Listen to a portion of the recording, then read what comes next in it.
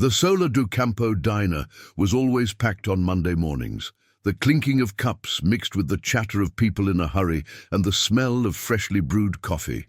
Between the tables, a young waitress, wearing a worn-out apron and a tired smile, balanced trays with the kind of grace only those who truly need the job ever learn. Her name was Elisa.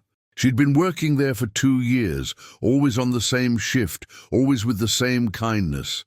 Even when customers were rude, even when the manager raised his voice, there was something in her eyes, a mix of exhaustion and quiet hope, as if she fought a battle no one could see, yet still believed tomorrow could be better.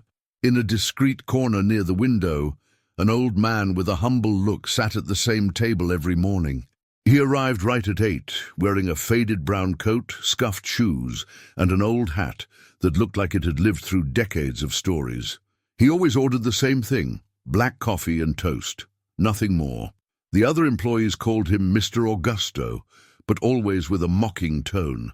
They said he was a stingy old man, never left a tip, and took up space meant for real customers. But Elisa saw him differently. "Good morning, Mr. Augusto. Strong coffee like always?" she'd ask with a genuine smile. "Good morning, my dear. Strong but with patience," he'd reply, adjusting his hat. She would laugh, not quite sure what he meant, and while she served the coffee, the old man would glance at her hands, small, slightly shaky, marked by soap and hard work. "These hands will hold something valuable someday," he murmured once. "Hopefully it'll be a diploma," she replied, a bit embarrassed. "I want to go to college, but I'm still far from it." He just nodded, his eyes calm and knowing, the kind of look from someone who's lived enough to understand how fate loves surprises. Meanwhile, behind the counter, her co-workers giggled. "There she goes again, chatting with the gourmet beggar," one of the waiters sneered. "I bet that old man doesn't even have a place to die," another added, rolling her eyes. Elisa heard it, but pretended not to. She knew silence cost less than reacting. So she kept working, collecting plates, serving tables, smiling out of politeness, and wiping hidden tears with her dish towel. Mr. Augusto noticed everything. Sometimes it seemed he wanted to say something, but he just wrote in a small, leather-covered notebook he always carried. Elisa thought it must be poetry, maybe memories from another life. One rainy day, the diner was quiet. The old man walked in soaked from head to toe. Before the manager could notice, Elisa rushed to him. "Mr. Augusto? You'll catch a cold like that. Sit down, I'll grab a towel. Don't worry about me, dear. I've been through worse storms." She gently patted his coat dry and brought him a steaming cup of coffee. He looked at her with silent tenderness. "The world would be a better place if there were more people like you, Elisa." That line stayed in her mind. No one else at the diner said her name so sweetly. No one else seemed to even notice she existed, except for that old man. In the following days, he kept coming, always with that peaceful look, always leaving a few coins on the table, never enough to be called a real tip, but always with a note. Patience is a kind of wealth few possess. Not all gold shines. Elisa, whatever's done with love, returns multiplied. She saved every single one, carefully folded them and placed them inside a shoebox in her closet. She didn't know why, but those words felt heavier than they looked. Time went by. Some regulars stopped coming, new faces showed up, but Mr. Augusto stayed, same table, same time. He had become part of the diner's routine, until one day, the manager lost his temper. "Elisa, that man just takes up space and brings no profit. I don't want him here every day, got it?" he said sharply. She tried to reason. "But he doesn't bother anyone, sir. He just drinks his coffee and leaves." "Coffee doesn't pay the bills," the manager snapped. "If you want to keep being sentimental, you can join him outside." Elisa felt her face burn with shame, but stayed calm. "Excuse me," she said softly, holding back tears. When she returned to the table, the old man looked at her and understood. "You got in trouble because of me, didn't you?" he asked with a faint smile. "It's nothing, Mr. Augusto. Just work rules. Rules can change, my dear. The right people make that happen." She smiled, not quite getting it. As the sun set outside, he finished his coffee, stood up slowly, leaning on his cane, and said something she would never forget. Keep serving kindness, even when the world serves you contempt. Then he walked away, vanishing into the soft afternoon rain. Elisa didn't know it yet, but that would be the last time she'd see the old man at the diner. The next morning, the smell of fresh coffee filled the air again, but something felt different. Elisa, still sleepy from a restless night, glanced toward the window corner. The table was empty. For the first time in months, the spot where Mr. Augusto always sat felt colder, emptier. "He's probably got a cold," she told herself, trying to believe it. But deep down, something hurt. She missed that calm gaze, those cryptic phrases, and the small talks that somehow gave meaning to her tiring routine. A few days later he came back, walked in with the same slow steps, the same gentle smile, and that same brown hat. When he saw her, he smiled wider. "Thought you'd given up on your old customer," he joked, politely tipping his hat. "Never. I thought you were the one giving up on coffee." He chuckled softly. "Oh, my dear, there are things we never quit. Coffee's one of them. Good people, too." She poured his coffee, arranged his toast, and sat for a moment in the quiet corner of the table. The manager didn't like her chatting, but at that hour things were calm. "You come here every day. Do you live alone?" she asked curiously. "I do. Loneliness is an old friend." He paused. "But lately she's been getting jealous of you." Elisa laughed, a little shy. "Me? Yes. You get used to routine, you know? For years, it was just me and solitude drinking coffee together. Then you showed up and started stealing her spot." She didn't know what to say. It was rare for someone to be that kind, especially a stranger. "I'm just doing my job, Mr. Augusto." "You're doing more than that. You listen. And whoever listens to others' hearts isn't just serving coffee." His words made her thoughtful. No one had ever spoken to her like that. Over the next few days, their talks grew longer. He barely spoke about himself, but he spoke plenty about life, about people who'd lost everything and started over, about men who had money but lived empty lives. "Money buys silence, Elisa," he said, stirring his coffee slowly, "but it doesn't buy peace, and peace is the most expensive thing there is." She listened to every word, like someone storing lessons without realizing their worth. One afternoon he asked about her future. "So what do you dream of doing besides carrying trays?" "Studying. I want to get a degree in nutrition, help people, but I haven't saved enough yet." "Life hasn't been easy. Life rarely is for those with a kind heart," he replied, "but it's exactly those people who change the world." Elisa lowered her eyes. "Sometimes I think I was born in the wrong time." "There's no wrong time," he said softly. "Just the right people in the right place. What feels like delay is just the universe lining things up." His sentences always sounded like they came from another era. While they talked, one of her co-workers passed by and called out, laughing, "Hey, Elisa, giving philosophy classes now." She pretended not to hear. The old man looked at the waiter and said firmly, "Those who talk too much usually hear too little. And sometimes the one serving coffee is also serving wisdom." The young man got embarrassed and walked off grumbling. Elisa smiled, half shy, half grateful. In the days that followed, the old man started bringing small gifts. One day a dry flower pressed between book pages, another a folded note with a handwritten quote, "Kind eyes see what money can't buy." She began collecting those notes like treasures, each one written in neat, elegant handwriting, as if carrying decades of stories. One afternoon, he came in quieter than usual, ordered his coffee, but didn't touch his toast.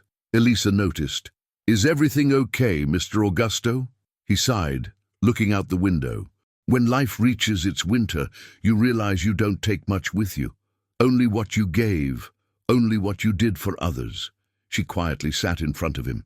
"You talk as if I had little time left," he interrupted, smiling. "Ah, my dear, the ones who think they have all the time are usually the ones wasting it. I'm just trying to use mine well." He pulled something from his pocket, a small silver locket. "Keep this. It belonged to my wife." She used to say whoever carried it would never feel alone. Elisa hesitated. I can't accept that. It's too personal. Yes, you can. Some things are meant to stay in the right hands, and yours are the right ones. She accepted it, eyes watering. The cold chain touched her skin, sending a strange shiver down her spine, as if that gesture carried a meaning beyond words. Before leaving, he placed one more note on the table. The winds may change, but kindness stands firm. Elisa kept that note, not realizing it would be one of the last. The next day, the old man didn't come, nor the next, nor the week after. Time moved slowly. The table by the window stayed empty, and each morning felt duller. Her co-workers mocked. The old man ran off without paying. One laughed. Or finally realized no one lives on coffee. Another joked. But Elisa just cleaned the table and left the cup in its usual place, as if waiting for his return. A foolish hope, maybe. But sometimes faith hides behind routine. Mr. Augusto's absence began to draw attention.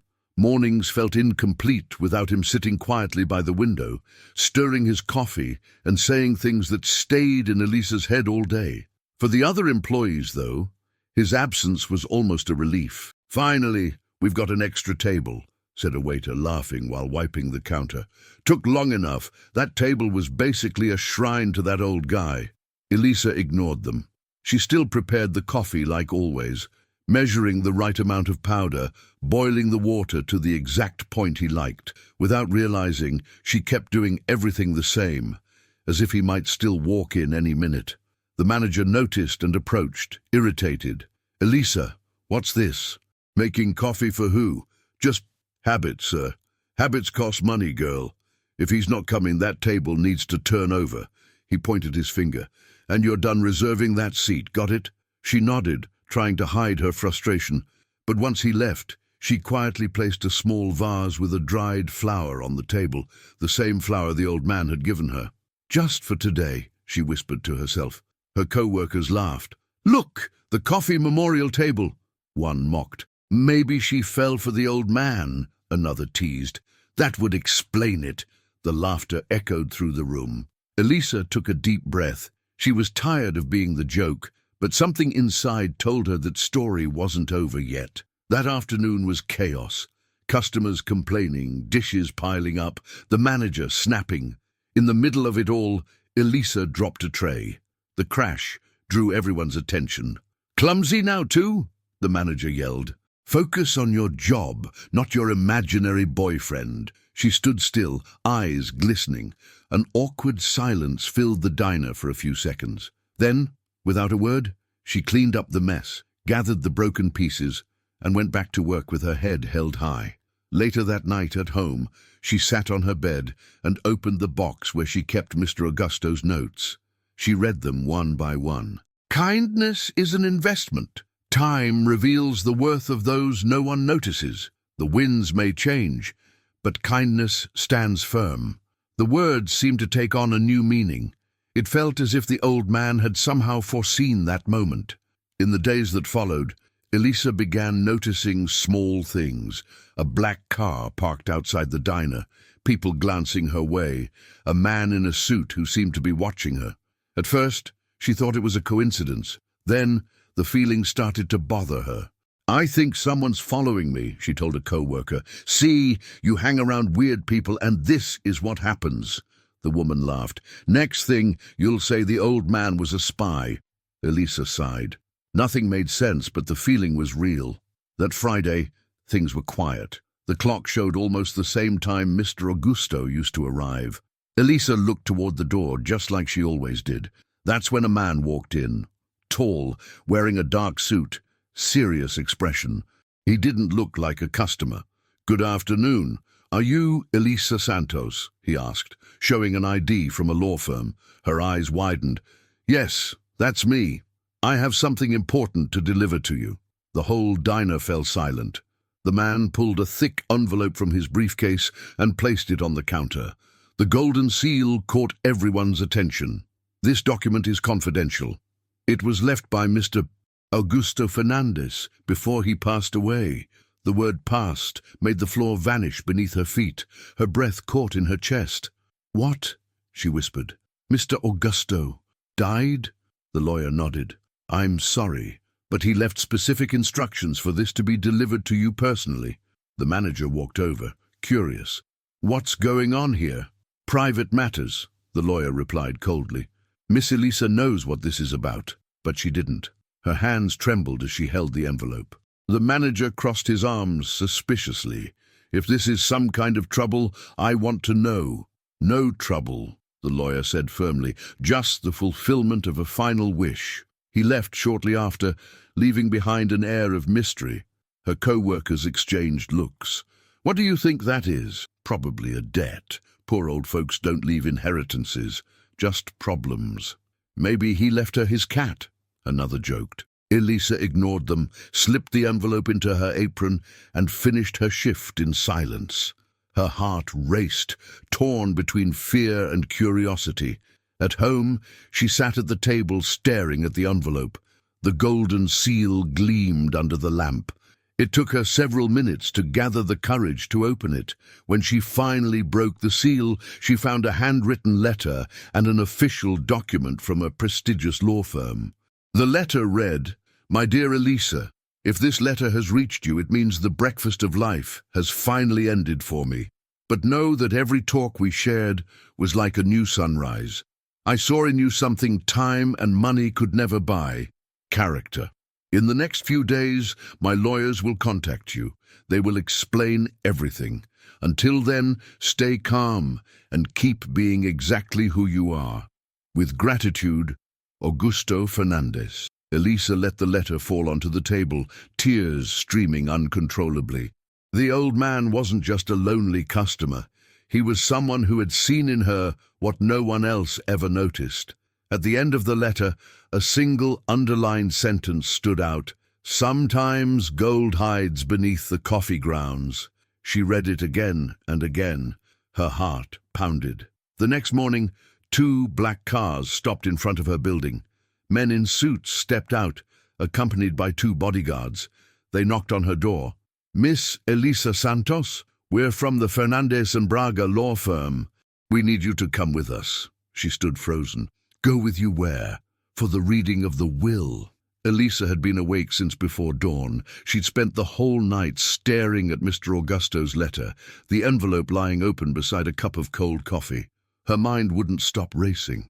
Reading of the will. Those words kept echoing in her head, like a distant thunder that refused to fade. She put on her best outfit, simple pants and the blouse she used for job interviews, and tied her hair in a quick bun.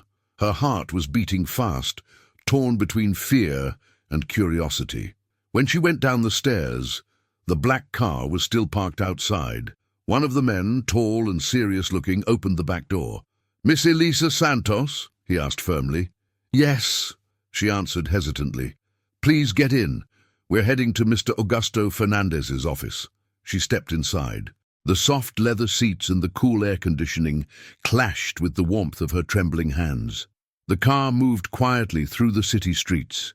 Every now and then, she glanced at the window and saw her reflection, a mix of shock and disbelief. After about 30 minutes, the car stopped in front of a tall building with glass and marble walls. The gold letters on the entrance made her stomach twist. Fernandez and Braga, corporate law firm. A security guard escorted her to the top floor. When the elevator doors opened, she found herself in a quiet hallway, with thick carpets and paintings on the walls. Everything there radiated power. A man in a grey suit waited by the main office door. "Miss Elisa, welcome. I'm Mr. Paulo Braga, Mr. Augusto's personal lawyer." She nodded, her voice trembling. "Mr. Augusto, did he really pass away?" The lawyer lowered his eyes respectfully. "Yes, 2 weeks ago, but he left very clear instructions regarding you." "Please come in." The office was large, bathed in natural light from huge windows. 3 lawyers sat around a dark wooden table. Behind them, 2 bodyguards stood quietly. Elisa felt small, out of place. "Please, have a seat," Paulo said, pointing to a chair. "You don't need to worry. Mr. Augusto trusted you completely." Her eyes widened. Trusted me? But I was just the waitress at the diner. One of the lawyers opened a leather folder and pulled out a stack of papers. Precisely. He used to say that people reveal who they truly are when no one's watching. Elisa couldn't find words. Her voice simply vanished. Paolo continued, Mr. Augusto was a discreet man. Despite appearing modest, he was actually the founder of one of the largest investment groups in the country. He owned properties, company shares, and held multi-million investments. Her eyes widened further in disbelief. You're saying he was rich? Billionaire, corrected another lawyer. But no one knew. He lived simply because he believed real wealth was found in people. The silence in the room grew heavy. Elisa's heart pounded faster. I don't understand what any of this has to do with me, she murmured. Everything, Paolo replied. He left a significant portion of his estate to you. The words hit her like a wave. This must be a mistake. I never asked for anything. We know, and that's exactly why he chose you. Paolo opened a smaller envelope and pulled out a handwritten letter. He asked that I read this aloud. Elisa froze, her hands sweating on her lap. The lawyer cleared his throat and began, My dear Elisa, if you're hearing these words, it means I'm gone. But don't cry for me. I lived longer than I ever expected and learned more than I deserved. In the short time we shared, I found something the world has long forgotten. Genuine kindness. You never treated me as a useless old man. You never looked at me with pity or interest, only respect. And that's why I want you to have what I built with so much effort, not as a gift, but as a recognition of who you are. Inside this envelope are details about a small cafe that once belonged to my wife. It's yours now, along with the resources needed to reopen and manage it. Make it a place where people feel what I felt every time you served me coffee. Humanity. The lawyer's voice cracked at the end. Elisa's face was wet with tears. He left me a cafe? She asked softly. Yes, an old one, closed for over a decade, and also an initial fund to restart the business, plus a lifetime stipend for your studies and expenses. She covered her mouth, overwhelmed. This can't be real. I was just kind. And that's all he needed to see, Paolo replied with a faint smile. The lawyer handed her a folder. Inside were keys, documents, and an old photo of a little cafe with the name Dolce Esperanza written on the front. On the back, a handwritten note read, Here, the love of my life was born. Now, may your love be reborn here too. Elisa held the photo carefully, as if it were too fragile for the world. The lawyers went over the legal process, signatures, transfers, accounts, but she barely listened. Her mind was adrift, trying to process the impossible. Mr. Paolo, she finally said, still confused. Why me? Why didn't he leave it to family, friends, someone closer? The lawyer met her eyes. Because, according to him, no one else remembered what it meant to love without expecting something in return. Those words cut through her like a quiet blade. When she stepped out of the building, the sun was beginning to set. The cold afternoon breeze messed up her hair, but her heart felt warm. Sitting in the car on the way home, she looked again at the photo of the cafe. That name now felt like an invitation. Sweet Hope. She smiled for the first time in days. Tears still ran down her face, but this time they carried something new. Purpose. She didn't know it yet, but that inheritance wasn't the end of the story. It was the beginning of a brand new life. The next morning, before heading to the diner where she still worked, Elisa decided to visit the address written in the documents. It was in an old part of town, far from the center, with cobblestone streets and low buildings that seemed frozen in time. The taxi moved slowly, and she clutched the photo of Sweet Hope Cafe against her chest. Each corner brought a mix of excitement and fear.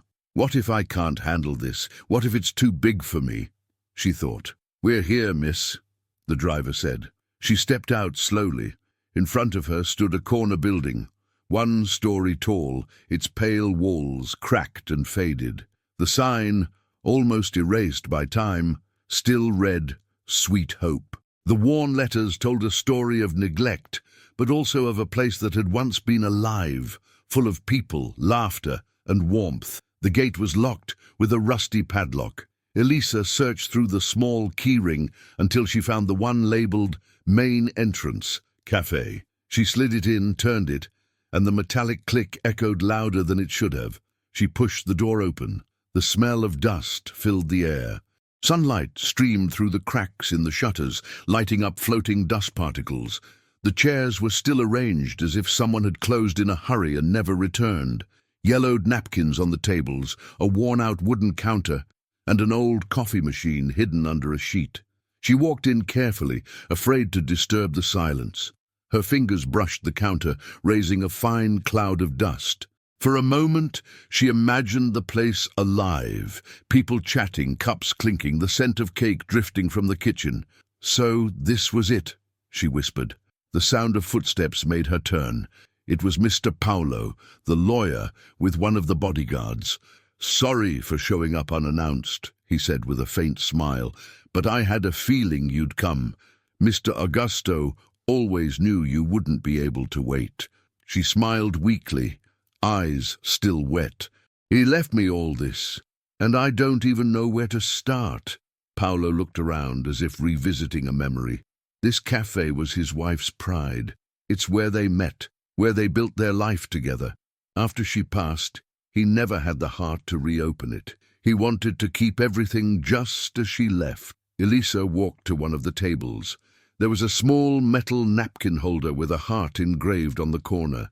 She touched it gently. "You can feel that someone was really happy here," she said softly.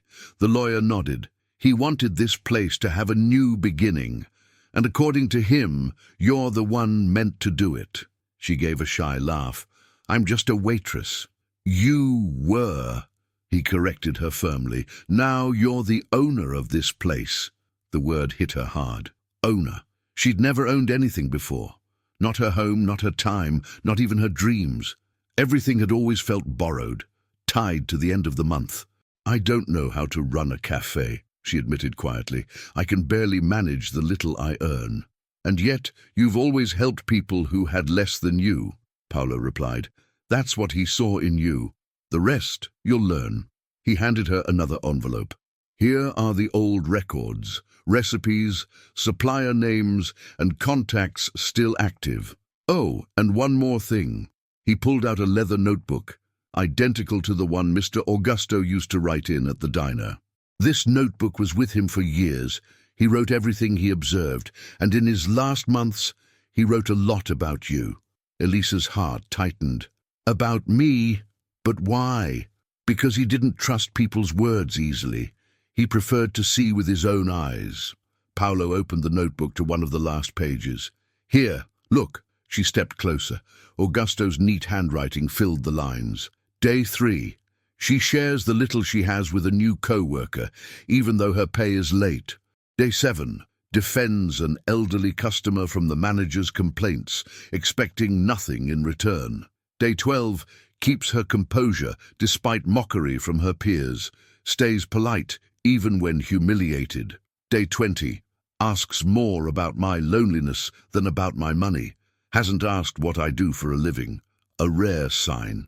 Tears welled up in Elisa's eyes. He was testing me? He was observing you," the lawyer corrected. "Augusto had been betrayed too many times by people who only cared about his money. He didn't want to make that mistake again." She remembered the small notes, the cryptic phrases, the way he watched her closely. Everything suddenly made sense. "Do you remember when he complained that some staff treated him like a nuisance?" Paolo asked. "That same day he wrote, 'Kindness can't be taught. It shows itself.'" Elisa wiped her tears with the back of her hand. "I didn't do anything special. I just treated him the way I wish people treated my mother." The lawyer smiled softly. To him, that meant everything.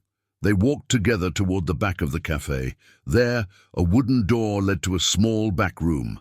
On the table sat an old cash register and a faded photograph in a frame.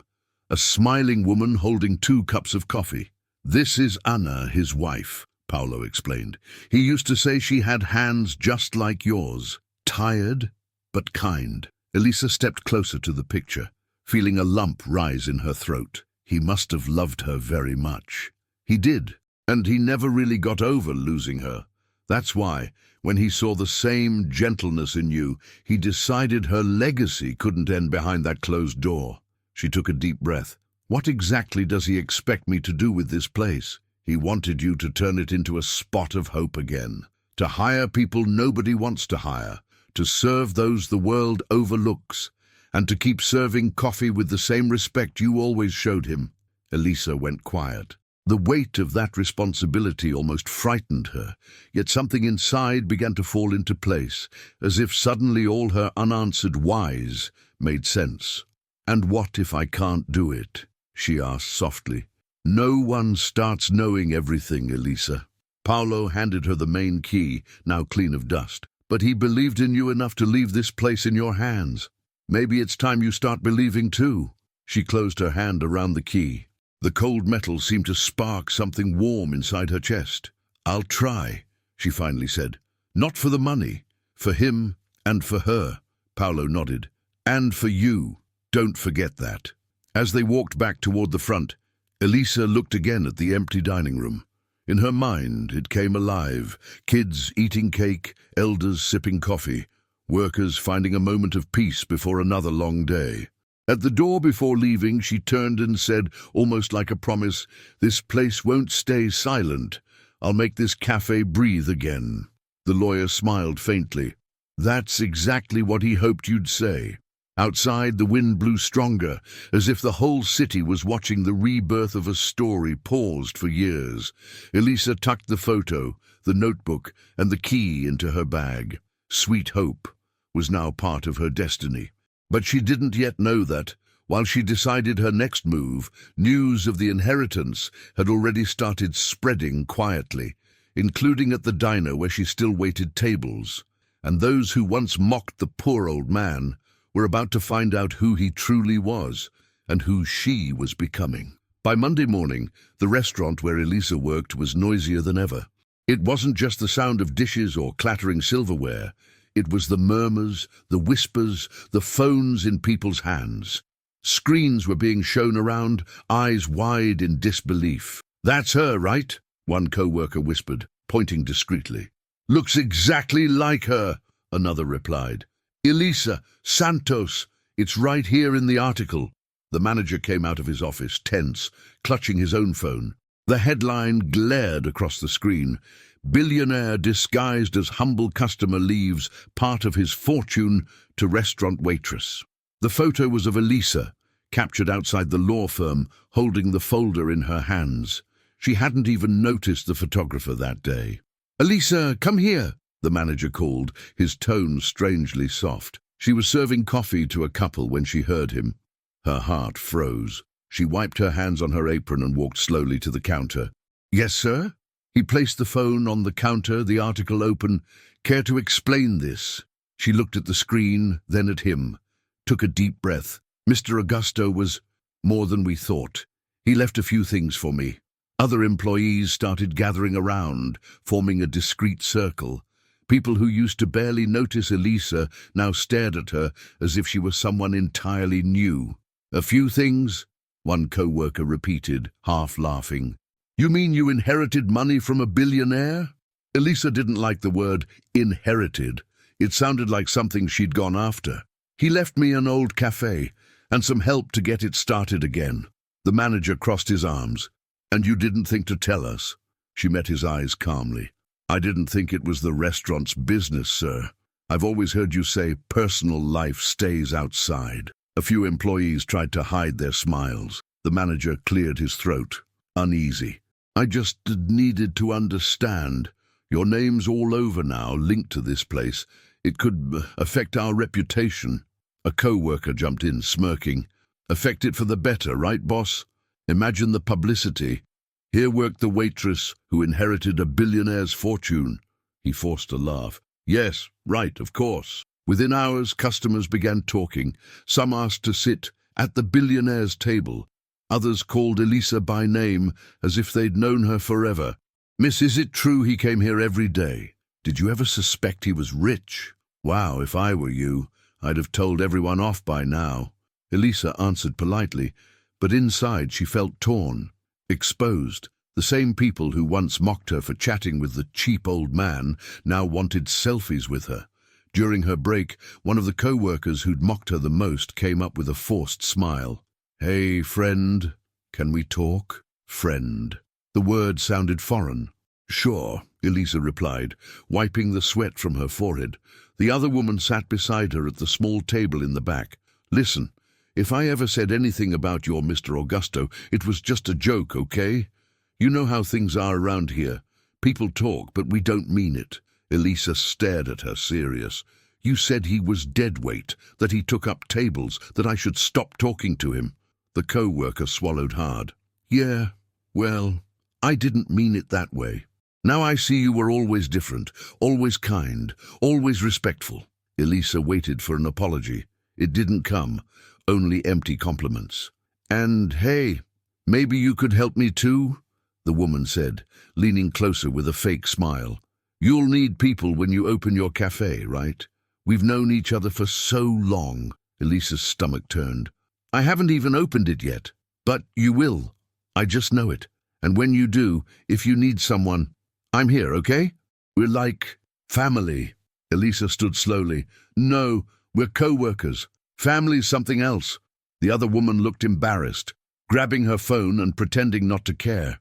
Moments later, the manager called Elisa into his office again, this time with the door closed. "Sit down, Elisa," she obeyed. "I'll get straight to the point," he began, wearing a smile she'd never seen before.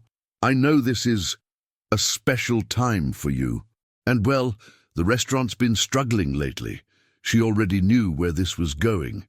"I was thinking," he continued, "maybe we could work together. You give an interview, mention that you've always worked here, name the restaurant, tag us on social media, publicity. In exchange, I can promote you." She raised an eyebrow. "Promote me?" "Yes, I could make you a customer service supervisor. You basically do that already. We'll feature your story on the restaurant's Instagram, show that you started from the bottom, make it inspiring. Everyone wins." Elisa took a deep breath, looked around the office, remembered every time she'd been scolded for defending Mr. Augusto. The day she dropped the tray and was humiliated in front of everyone. The day they wanted to kick the old man out because he wasn't profitable. "With all due respect, sir," she said firmly, "when I defended Mr. Augusto, you said I was wrong." "I didn't have all the facts back then," he muttered, uneasy. "You didn't need them. You just needed to see he was an old man who wasn't hurting anyone." He tried to keep his smile. "What's done is done. We have to be professional now. This could be a great opportunity for all of us." Elisa straightened in her chair. "You once told me that if I wanted to keep being sentimental, I should go sit with him outside. Remember?" The manager swallowed hard. "I heard a lot of things in the heat of the moment." She stood slowly. "Well then, let me be direct this time." The silence in the room was heavy. "I'm here today because I'm responsible. I won't walk out mid-shift, but by the end of this week I'll hand in my resignation." His eyes widened. "Resignation? Yes. I've got a cafe to reopen. One left to me by someone who treated me with respect, even when I had nothing to offer." He tried to argue, his tone rising. "You can't just throw away stability like that. You've got a steady job, a paycheck." She smiled, a calm, grounded smile she'd never worn before. "Stability isn't staying in a place where compassion is a problem. Stability is being able to sleep, knowing you didn't sell your values." The manager was speechless. "And about using Mr. Augusto's story to promote this place." She paused. "I won't. I won't turn his memory into marketing for a restaurant that never treated him with the dignity he deserved." His face went red. "You're being ungrateful." "No," she said, steady and clear. "For the first time, I'm being fair to myself." Elisa walked out of the office with her decision made. She wouldn't leave right away. She'd stay a few more days to tie things up. But the choice was final. Out in the dining room, a few co-workers approached, trying to sound friendly. "So, Elisa, how'd it go with the boss? Bet he's gonna make you manager now, huh?" She just smiled politely. Inside, she knew that chapter was closing. That night at home, she opened Mr. Augusto's notebook again. On one of the pages, she found a note she hadn't seen before. If she ever finds the courage to leave the place that belittles her, the cafe will just be the beginning. The world needs people like her leading. She reread that line as if it were a command, not just a wish. Then she grabbed a blank notebook and began jotting down ideas. Affordable menu, a welcoming corner for lonely elders, a bookshelf for anyone who wants to read, one free meal a day for anyone who can't pay, funded by donations. She stopped, looked at the ceiling and smiled. If you wanted this place to be full of hope, Mr. Augusto, then it will be. Outside her window, the city kept moving. Cars, horns, people rushing. But inside that tiny room, a quiet plan was being born. The kind of plan her old friend would have loved. And as Elisa sketched the future of Sweet Hope, she had no idea that others were already eyeing the legacy too. Not everyone saw kindness the way he did. Some saw only numbers, and that would soon bring new storms her way. Conflicts were coming, ones that would test not only her courage, but everything the old billionaire had seen in the heart of the waitress who had served him without knowing who he really was. The next morning, Elisa walked into the restaurant feeling different. It wasn't just the place she had to be anymore. It was the place she was ready to leave. The manager approached her, gentler this time, almost polite. "Good morning, Elisa. About what we discussed yesterday. I've thought it over. We can take more time to talk. There's no rush." She took a steady breath, pulled an envelope from her bag, and placed it on the counter. "I've already decided, sir." He stared at the envelope like it might explode. "What's this?" "My resignation letter. I'll finish my notice, then I'm gone." He opened it, read a few lines, and sighed. "You're making a mistake. It's not that easy out there." "I know," she said calmly, "but staying here would be a bigger mistake." People started whispering. Some were shocked, others simply curious. The waitress who used to keep her head down was now leaving by choice, with a strength most of them had never shown. Throughout the day, a few came to her. "Elisa, are you sure?" asked an older co-worker who had always treated her kindly. "I'm sure. And if I mess up, at least it'll be my mistake, not someone else deciding for me." Another co-worker, the one who had tried to cozy up to her the day before, forced a smile. "But dude, you won't forget us when you're famous with your cafe, right?" "I don't forget anyone," Elisa replied gently but firmly. "I just put people where they actually belong in my story." That evening, when she stepped outside, she paused on the sidewalk and looked at the restaurant sign. That name had been part of her life for 2 years. It was there she had swallowed humiliation, learned resilience, and unknowingly caught the attention of a disguised billionaire. "Thank you for what you taught me," she murmured without bitterness, "but it's time to move on." 2 days later, she stood in front of Sweet Hope, with a notebook in hand and her hair tied back in a messy ponytail. She wore a simple t-shirt and old jeans. Beside her, Paolo watched with quiet pride, as if witnessing the start of something big. "Are you sure you want to do this on your own?" he asked. "We can recommend partners, investors." "I want help," she said, "but not from anyone who'll make the decisions for me. This place is part of his story. I want to honor that properly." As they talked, a man approached. His suit too polished for that neighborhood, his smile too practiced. "Excuse me," he said, extending his hand. "You must be the famous Elisa." She shook his hand cautiously. "I am. Pleasure, Enrique. I work with commercial properties, an old friend of the Fernandez family." Paolo raised an eyebrow. "Old friend? I don't recall seeing you around Augusto in recent years." Enrique chuckled, dodging. "Ah, you know how life is. People drift apart. Work takes over.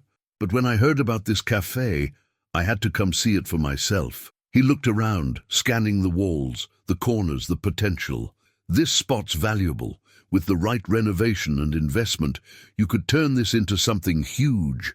A chain even, a national brand." Elisa folded her arms. "I just want a place where people feel welcome." Of course," Enrique interrupted. "But to welcome people, you need structure, right? I can fund the entire renovation. You bring the story, I bring the capital. 50-50. What do you say? Paolo stepped in. That wasn't part of Augusto's instructions. Henrique shrugged. His instructions were to leave the cafe to her, and he did. Now she's free to do what she wants with it. I'm offering an opportunity. Elisa looked down at the cracked tiles, the peeling walls, the aged counter. The offer was tempting. A paid renovation, shared risk. But something about his slick smile felt wrong. And what would you get out of it? She asked. Business, my dear. That's how the world works. You'd be the face, the waitress who inherited a billionaire's fortune. I'd handle logistics, expansion, marketing. In a few years, we could sell the brand for millions. Her brow furrowed. Sell the brand? Of course. That's how real money is made. You don't want to stay small forever, do you? His words struck her. Maybe because they sounded just like what she'd heard her whole life from people who only cared about profit. Paolo stayed silent, but tension filled the air. Henrique, he said finally, this isn't a 5-minute sidewalk decision. Henrique smiled knowingly. I understand. Think it over. He pulled a business card from his pocket and handed it to her. Just don't take too long. Good properties attract attention, and you're not the only one aiming high. He walked away, the click of his shoes fading down the street. Elisa turned the card over in her hand. What do you think? She asked Paolo. I think he's more interested in your story than in you, the lawyer replied. And that Augusto didn't leave this place for it to become empty marketing. She slipped the card into her pocket, not out of trust, but as a reminder of what she didn't want to become. In the days that followed, she started cleaning the cafe, pulling off dusty covers, opening the windows, sweeping away years of stillness. As the layers of grime disappeared, details began to surface. A child's doodle on a side wall, a small dedication carved at the base of the counter, tiny hearts drawn in pen along the edges of the tables, old friends, a kind neighbor, and even the restaurant co-worker who had always treated her well showed up to help. I can't pay anyone yet, Elisa warned, embarrassed. Then let us pay you with effort, the neighbor smiled. You took care of your mother when no one else did. Now it's our turn. As she scrubbed the floor, Elisa felt something she hadn't in years. Here, no one treated her effort as an obligation. No one measured her worth in profits. Every bucket of water was a step toward a life that once felt out of reach. Late one afternoon, exhausted, she sat on the floor and leaned against the counter. The room was nearly clean now, and she imagined old Mr. Augusto sitting quietly in the corner watching her. You were really sure about this, weren't you? She whispered. Because I'm still learning to be. Her phone buzzed. A message from an unknown number. Good afternoon, Elisa. This is Henrique. Just a reminder that my offer also includes handling all the bureaucracy, licenses, taxes, suppliers. That stuff takes forever. It would be a shame to waste your energy on paperwork when you could be in the spotlight giving interviews. She sighed. It smelled like a trap. The kind of glittering shortcut that pulls people away from what matters. She opened Augusto's notebook again. On one page, a line was underlined. Honest business isn't always the fastest, but it's the kind that lets your heart rest easy. Elisa closed the notebook gently. That's my answer, she murmured. The next morning, she met with Paolo. I've made a decision, she said as she sat down. I'm not taking on a partner right now. Are you sure? He asked, not trying to change her mind. I am. If I make mistakes, I want them to be mine. And if it works, I want to know I didn't betray what he asked of me. This place isn't just a business. It's a promise. Paolo smiled, pleased. In that case, we'll do everything properly. I'll put you in touch with a trusted accountant. We'll list every step. Renovation, permits, suppliers. You'll sweat, you'll get tired, but when it's done, you'll know it was built by your own hands. She took a deep breath, feeling both fear and courage stirring together. That's fine. I've been tired for less. Time to get tired for something that's mine. Outside, the city kept moving as usual, but inside that little cafe, quiet choices were shaping a new path.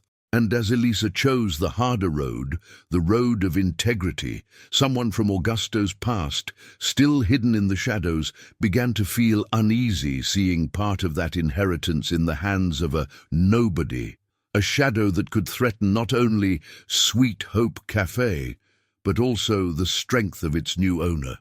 2 months later, Sweet Hope no longer looked like the abandoned place Elisa had first stepped into. The walls were freshly painted, the counter sanded and varnished, the chairs restored. The windows, once clouded with dust, now let in generous sunlight, revealing a simple but vibrant space. On the blackboard by the door, Elisa wrote in white chalk, "Welcome. Here, no one is just a customer. Everyone is human." She stepped back a few paces to admire it. A shy smile crossed her face. Her heart raced. The smell of freshly brewed coffee mixed with the scent of cake rising in the oven. The neighbor who had helped with cleaning appeared, adjusting her apron. "It's beautiful, dear. Makes you want to sit and never leave." "That's exactly what I want," Elisa replied, "for everyone who walks in to feel like they can breathe again." Before the official opening, she decided to do a quiet, soft launch. No party, no fuss. Just open the doors and see who destiny would send. At 8 in the morning, she turned the key, took a deep breath, and flipped the sign to open. The sound of the chain lifting was different this time. It felt like the end of one life and the beginning of another. The first visitors were neighbors. An elderly man with a white beard, leaning on a cane, looked around with nostalgic eyes. "It's been years since I've stepped in here," he said softly. "I used to come with my wife before she got sick. They made an orange cake that—" Elisa smiled. "I tried to recreate some of the old recipes. If it's not the same, you tell me and I'll fix it." He chuckled as he sat down. A little later, a mother with 2 children entered shyly. Their clothes were worn, their expressions uncertain. "Can we just have a coffee and share a piece of bread?" she asked quietly. "I don't have much." Elisa glanced at the blackboard she'd written on minutes earlier, then at the cake cooling on the counter. "Please sit down." "And today, the cake's on the house." The woman's eyes widened. "Why?" "Because someone once did that for me, without even knowing it," Elisa replied. "And I promised I'd keep it going." As she moved through the tables, serving each cup, she felt a peace she'd never known before. Each coffee she poured was more than a drink. It was a piece of a story being rebuilt. But the calm didn't last long. Around 10 in the morning, the door swung open, harder than necessary. A man in a dark suit walked in, his expression stern. Behind him came another, also in a suit, carrying a briefcase. Elisa recognized the type. Not a customer, paperwork people. "Good morning," she said, forcing a polite smile. "Can I help you?" "Are you Elisa Santos?" the man in front asked, ignoring her greeting. "Yes, I am. My name is Ricardo Fernandez. I'm the nephew of the late Augusto Fernandez." The cup almost slipped from her hands. "Nephew?" He looked her up and down, assessing her like she was some object up for appraisal. "Yes. The part of the family that didn't have the pleasure of being included in the will as generously as you were." The room changed instantly. Some customers went silent, others pretended not to listen, but caught every word. "If you want to discuss this, we can schedule a meeting somewhere private," Elisa said, trying to stay calm. "No." Ricardo pulled out a chair and sat down as if he owned the place. "I think it's important everyone hears. After all, you seem to like attention, don't you? Love that whole waitress who inherited from a billionaire story." She took a breath, steadying herself. "I never asked for any of this." "But you accepted it," he snapped, "and that's the problem." The lawyer beside him opened the briefcase and laid out some papers on the table. "We're filing a claim to contest part of the will," Ricardo announced. "It's absurd that a stranger inherited a historic family cafe while blood relatives were left out."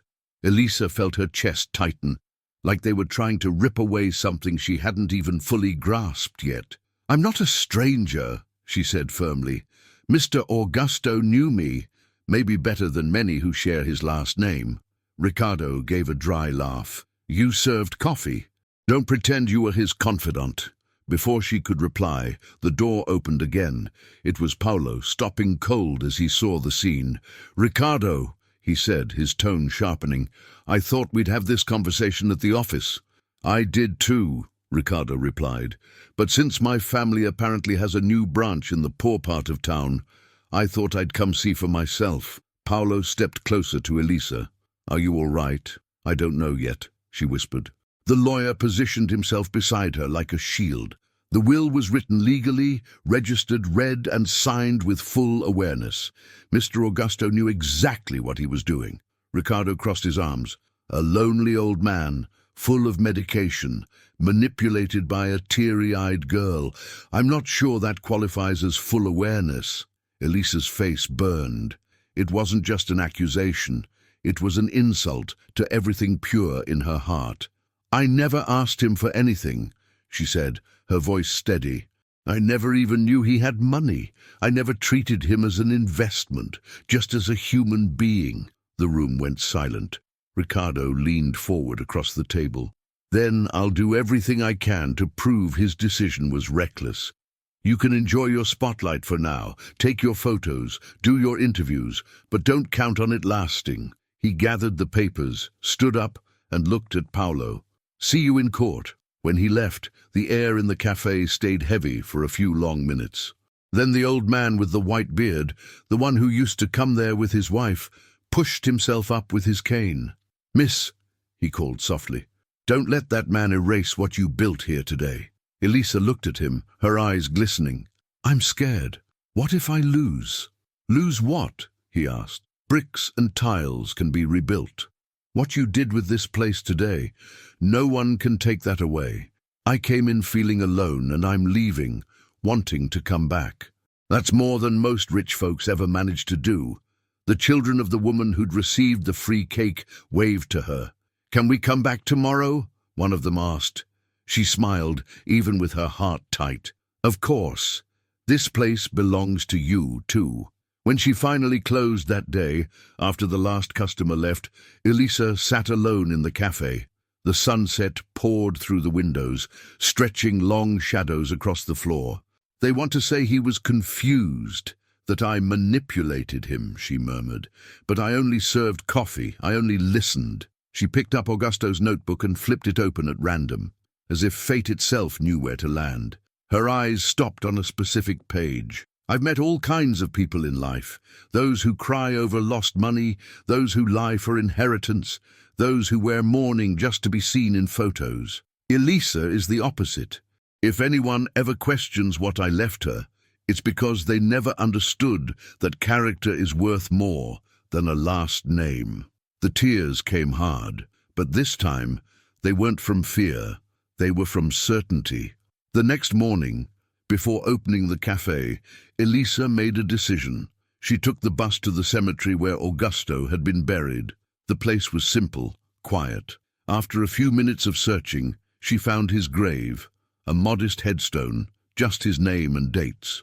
No fancy epitaphs, just a clean, well-kept space.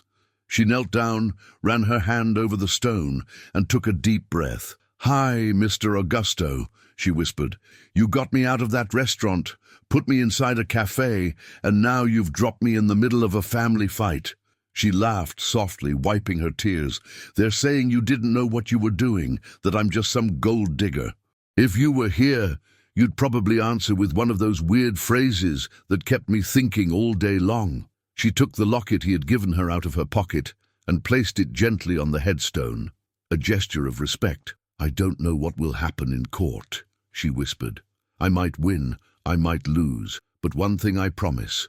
As long as I can, that cafe will be everything you asked for.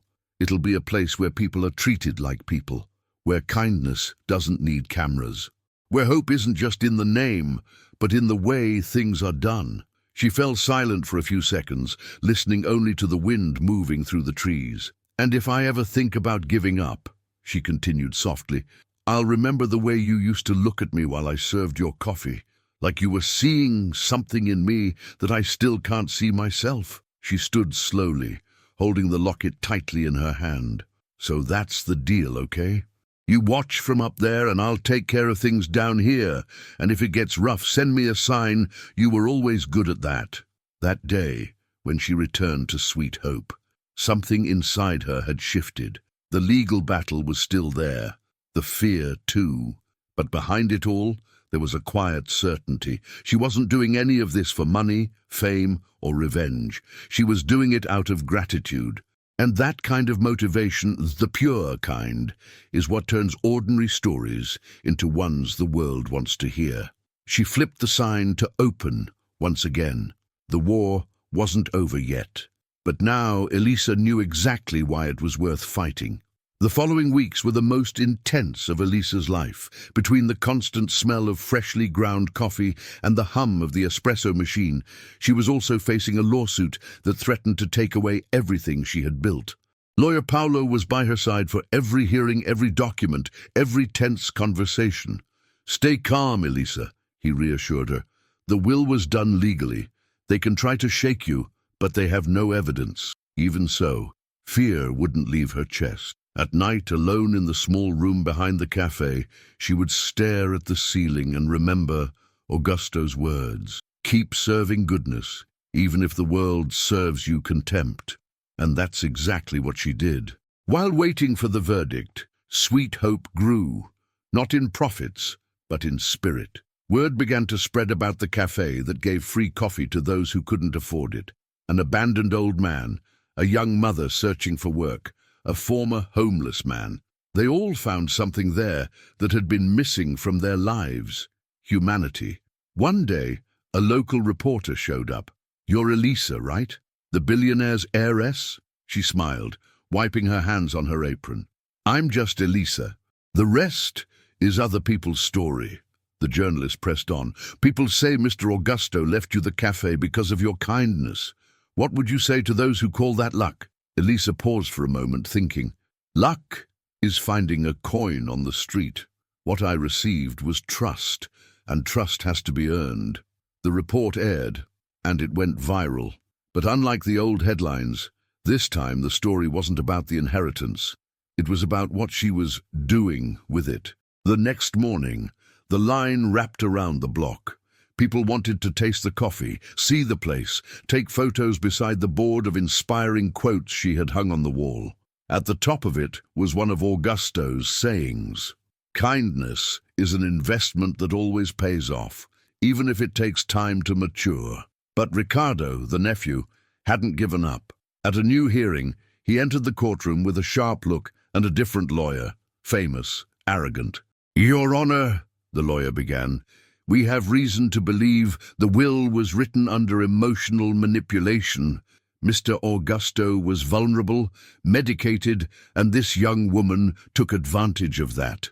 Elisa's blood ran cold. She wanted to shout, but Paulo placed his hand over hers and whispered, "Stay calm, the truth is on our side." The judge asked for evidence. The opposing lawyer presented a photo. Elisa and Augusto sitting together at the restaurant. He was smiling. She was holding his hand. "Visible intimacy, Your Honor. Proof of emotional influence." Paulo stood. "Your Honor, that isn't manipulation. That's compassion. This woman was the only person who treated Mr. Augusto as a human being when everyone else ignored him." The judge called for silence. Then Paulo opened the leather-bound notebook, the same one where Augusto had written everything down. "This was found among his belongings," Paulo said. "Permission to read an excerpt." The judge nodded. "They treat me like a forgotten old man. She calls me by my name. They offer me silence. She offers me a listening ear. They wait for inheritance. She waits for me to come back tomorrow. It's to her that I leave my cafe, because she served me without knowing who I was." The courtroom fell completely silent. Ricardo lowered his gaze, ashamed. Paulo continued, his voice steady. "This will isn't about money. It's about gratitude." The judge adjourned, saying he would issue the ruling soon. But in that moment everyone knew. The truth had spoken louder than any legal argument. 2 months later, the decision arrived. The inheritance would remain entirely in the name of Elisa Santos. Ricardo didn't show up for the final hearing. He simply sent a short statement saying he respected the court's decision. But deep down, Elisa knew the real loser wasn't him. It was everything he represented: greed, pride, and the coldness disguised as entitlement. When she returned to Sweet Hope that day, the cafe was packed. Customers stood and applauded as she walked in. "You did it, Elisa," someone shouted from the corner table. "The cafe belongs to all of us," someone shouted. She smiled, her eyes glistening. "The cafe belongs to everyone who still believes being kind is worth it." Over time, Sweet Hope became a local landmark. News stories, influencers, visitors from far away, but the soul of the place never changed. There was a small shelf called Pay with Your Heart. Those who could left a contribution, those who couldn't enjoyed a free cup of coffee. On one wall hung a framed photo of old Augusto and his wife, Anna, beside a handwritten quote by Elisa. They served love. I'm just continuing the service. One day, lawyer Paolo showed up unexpectedly with an envelope in hand. Once again, he thought ahead, he said, handing it to her. This was found in another safe, opened only after the case was closed. Elisa opened it. Inside was a letter from Augusto. "My dear, the money I left may run out, but what you're building has no end. When you feel tired, remember, the cafe isn't about flavor, it's about what it awakens in people. I spent years surrounded by those who pretended to see me. You truly saw me, and that's why Hope now has a name, an address, and the scent of fresh coffee. With love, Augusto." Tears rolled down her cheeks in silence. She tucked the letter into her pocket, walked behind the counter and prepared 2 cups, one for herself and one she placed beside his photo. "Today, the coffee's on me, Mr. Augusto," she whispered, "but I know, somehow, you're still picking up the tab from up there." She raised her cup in a quiet toast. A gentle breeze swept through the window, swaying the curtain and blowing out one of the candles in the corner. Elisa smiled. I got the message. Months later, the cafe was thriving. She hired her former co-workers from the restaurant, including the older woman who had always treated her kindly. Each one received fair pay and a share of the profits. On a Saturday morning, a bus full of students arrived. One of them approached and asked, "Miss, is it true the billionaire tested you to see if you were really a good person?" Elisa paused, then answered with a calm smile, "No, he didn't test me. He just looked at me in a way no one else ever did. Sometimes that's all we need, to be seen for who we are." The students exchanged looks, impressed. Some filmed, others just listened. And so, Sweet Hope became much more than a cafe. It became a symbol, a reminder that a person's worth isn't in their clothes, their last name, or their bank account. It's in the quiet choices they make when no one's watching. On the cafe's 1-year anniversary, Elisa hosted a small celebration. No luxury, just soft music, candles, and the smell of coffee floating through the streets. She stepped onto a small stool and spoke to the friends and customers filling the room. "A year ago, I thought I was just serving coffee. Now I know I was serving purpose. Mr. Augusto believed that kindness is the only form of wealth that grows when shared. And he was right." She paused, her voice trembling. "So, before I thank you, I want to leave you with an invitation. If you ever come across someone like that old man, quiet, invisible, sitting alone with a cup of coffee, don't overlook them. Sometimes life hides its greatest gifts inside people like that." Applause filled the room, and amid the clapping, a child's voice rang out, "Long live Sweet Hope!" Everyone repeated it in chorus. Elisa smiled, tears slipping down her cheeks. She looked at Augusto's photo hanging by the window and whispered, "You did it, Mr. Augusto. Hope has a taste again." If this story touched you, leave a comment below sharing what you learned from it. Do you believe there are still good people in the world? Write it down. I believe in kindness. And don't forget to subscribe to the channel so you don't miss the next stories. There's a lot more emotion on the way. Hit the like button and share it with someone who needs a reminder that kindness still changes destinies. And remember, coffee gets cold, money runs out, but the good you do, that never fades.